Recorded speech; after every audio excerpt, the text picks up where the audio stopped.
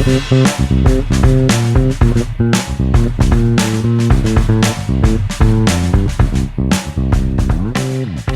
to Daily Variety, your daily dose of news and analysis for entertainment industry insiders. It's Monday, August 17th, 2026. I'm your host, Cynthia Littleton. I am co-editor-in-chief of Variety alongside Ramin Satuda. I'm in L.A., he's in New York, and Variety has reporters around the world covering the business of entertainment. On today's episode, we'll hear from the one and only Chris Carter. The creator of the X-Files franchise is back with a new director's cut of his 2008 feature film, The X-Files. The new version is The X-Files, I Want to Believe, Vrock Frankenstein. Carter explains what's new and different about this cut and what was the impetus to release it now on Hulu and Disney Plus in markets around the world. But before we get to all of that, here are a few headlines just in this morning that you need to know. Anne Hathaway is the undisputed queen of the summer as she opened the Warner Brothers horror thriller The End of Oak Street, better than expected, to $21 million.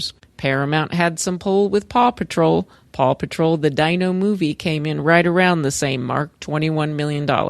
But leading the charge once again by a mile for the third weekend in a row was Sony Pictures' Spider-Man Brand New Day. Spidey banked a cool $70 million domestic in weekend 3. The D23 fan event in Anaheim was busy all weekend with news about projects and people, and yes, Disney even made time for some executive panels that gave insight into their strategy for growing the traditional studio business as well as the streaming business. Everything you need to know about D23 is on Variety.com right now. Just go search for D23.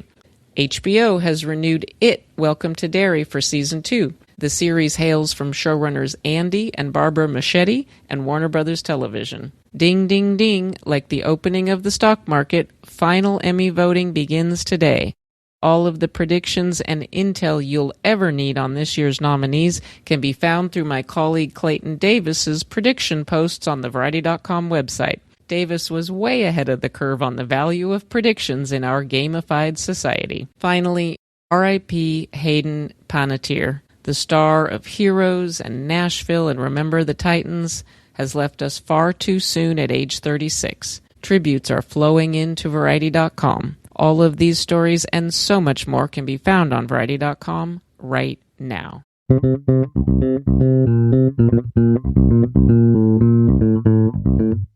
And now it's time for conversations with industry leaders about news and trends in show business. Today I hand the mic to my colleague Michael Schneider. Schneider speaks with the great Chris Carter about his new director's cut of The X-Files, I Want to Believe, Vrock Frankenstein. Thanks, Cynthia. So when Chris Carter made his 2008 film, The X-Files, I Want to Believe, the studio at the time wanted him to release it as a PG-13 movie. That meant paring back some of the more scary elements and focusing more on the characters of Mulder and Scully. But it wasn't quite the story he wanted to tell. Now, with the streaming era upon us, Carter can go back and recut the film into more of what he originally wanted to do. The result is The X-Files, I Want to Believe, Vrock Frankenstein, the director's cut that premieres August 14 on Hulu and Disney Plus. So I recently spoke with Carter about how this new cut is very much a hard-rated R film. It focuses more on the movie he wanted to make originally, a scary thriller about a real-life Dr. Frankenstein. Chris Carter, how you doing? I'm well, thank you. Well, this is a nice surprise. Kind of give me the rundown. You are doing a new director's cut on... Yes. I Want to Believe it. So give me the backstory on how this all came about and what you're doing here. You know, I always felt like people didn't see the movie I intended to make. And so I was talking to Steve Asbell, who runs the show over there at Disney. And I said, you know, I have you ever thought about doing a director's cut? And it was really just offhand. And he said, why would you like to do one? I said, I'd love to do one. I can tell you, though, the reason for doing the director's cut for me is not to put all the stuff in that was taken out, but to put the right stuff in that was taken out. When we made the movie, we were under the order of PG-13. When we showed them our first cut, they freaked out. The studio freaked out. They said, this is torture porn, and you can't do this for a PG-13 movie. So we cut it back, and we satisfied them, and then we gave it to the motion picture folks, and they said, this isn't a PG-13 movie. And we cut it back even further. So the movie you're seeing is, by and large, or essentially, the movie that my partner in crime, Frank Spotnitz, and I set out to make.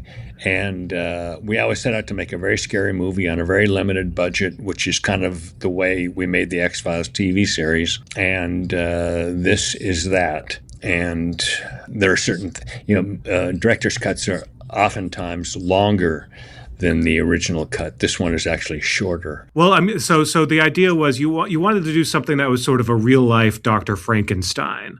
So Yes. that was the original idea that you weren't able to really end up doing in the original movies. So Yes. So talk about that, and what did it take to basically create almost a whole new movie with an altered title as well, to sort of denote the fact that this is a very different movie than the one that you originally released? The movie starts with a search party searching for something that a psychic priest is leading them to. He finds in the snow a severed arm from a man that we met just moments earlier. And it's a kind of inconclusive, ambiguous discovery. And if you don't know it's a Frankenstein story, and people didn't, it didn't capture you or draw you in, that image. It was just weird. And I felt that I had read about a doctor in Cleveland who transplanted the head of a monkey onto another monkey successfully.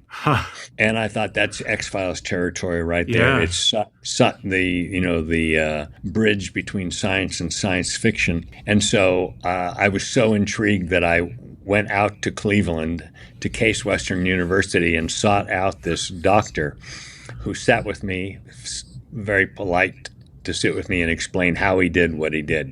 So I found it fascinating, and I thought, we got to tell a story, and this is the perfect place to tell this story for the big screen. And with Rush Frankenstein in the title now, it immediately tells people this is a Frankenstein story. Yeah, and it premieres August 14 on Hulu and Disney+. Yes. So how long have you been working on this, and what did it take to get all these materials together and reform this whole new movie?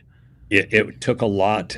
I've been working on it for about a year now, off and on. And once again, Disney, 20th Century Fox Disney, have been so amazing to give us this opportunity to, make the picture or close to it that we originally intended to make. But basically, it's taken about a year of my dedicated crew here And would we say this is a hard R film now? It's Yes. no longer in the PG-13 arena, right?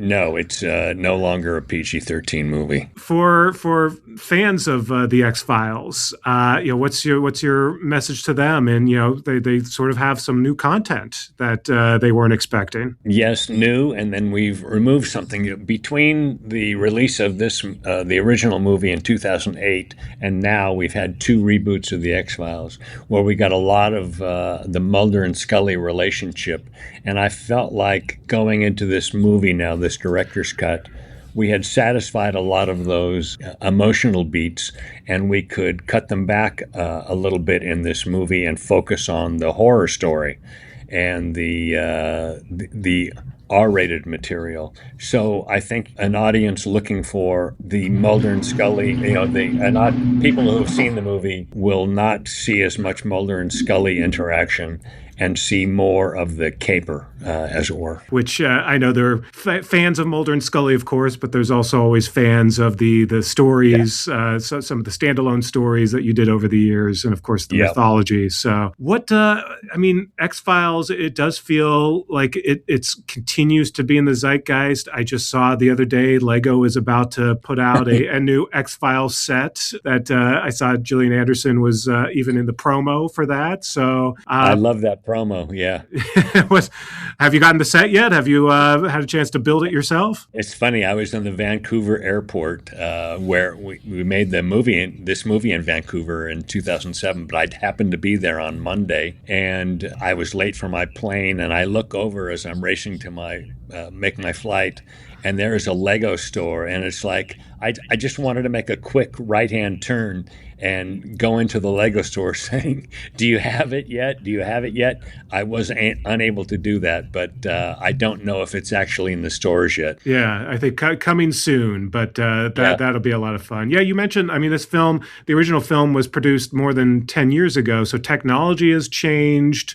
Yes. Were there other elements that sort of were different in coming back to it after 10 years that either from a technology standpoint, editing standpoint, story standpoint, that, beyond, what you did with Mulder and Scully that needed a change? It's funny. We shot 9 seasons of The X-Files on film, and then when we went to make the movie, which was 5 years after the series conclusion, there were digital cameras now. And the question was, should we shoot the show on digital cameras, taking advantage of new technology? And we knew we would be shooting in the snow.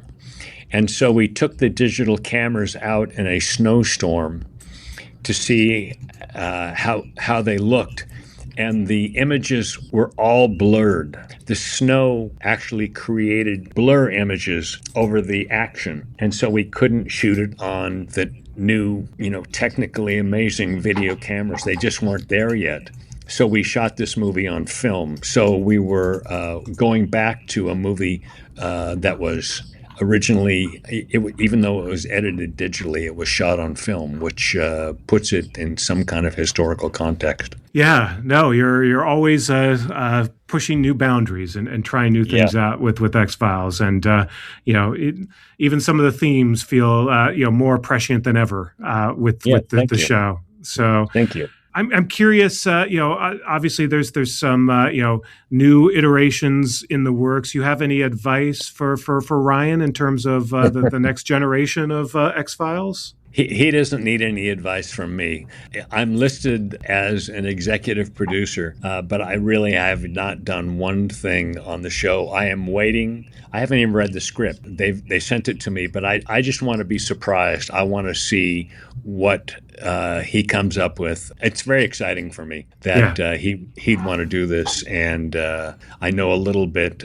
He's shooting it in Vancouver, so I know a little bit about the way he's shooting it. So I'm really, really curious to see what he comes up with. Well, we continue to want to believe. So thank goodness. Hey, Michael, can I say one more thing? Sure. My wife and I just made a movie that X-Files fans may be interested in. We made a horror fable, and we hope to have it in the theaters in the next couple of months. So it's called Queens for a Day, Queens plural.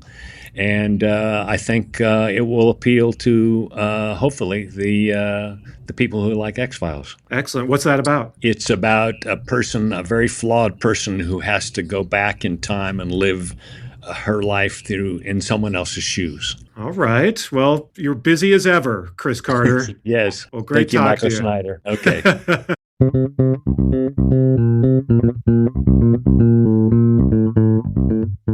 As we close out today's episode, here's a few things we're watching for. The Diplomat Season 4 is coming October 15th. Netflix has released a new trailer for Kerry Russell's series that is generating so much buzz as it rides its Emmy nominations. Pluto TV is having some fun with the concept of double features. Starting this Friday, August 21st, they'll program a vintage movie and a new streaming premiere film together.